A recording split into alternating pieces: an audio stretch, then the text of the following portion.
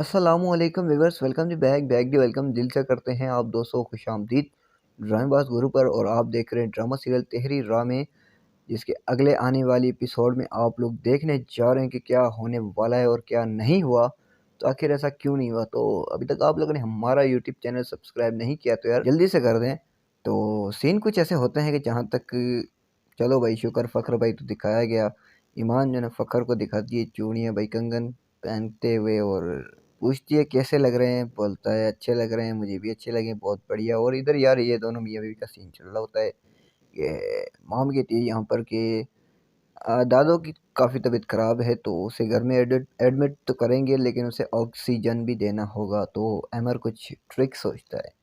Trick क्या थी तो अब देखते हैं आगे क्या करता है अमर। अमर आता है हमारी दादो के पास, इसका जो ना यहाँ पर अमर आता है दादो के पास। दादो को जो मास्क लगा हुआ है ऑक्सीजन वाला से निकालता है और हाथ रख देता है दादो के मुंह पर।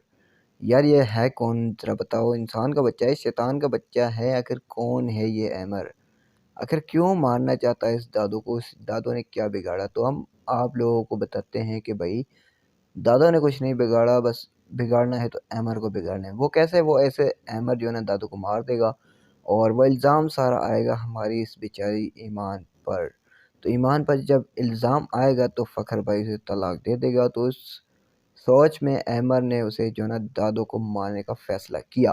तो हमारी राय, हमारी वीडियो और हमारा ये छोटा सा अंदाज़ा कैसा रहा, हमें ज़रूर कमेंट कीजिएगा। और अगर वीडियो अच्छी लगती है तो यार लाइक कमेंट शेयर करना भूलना।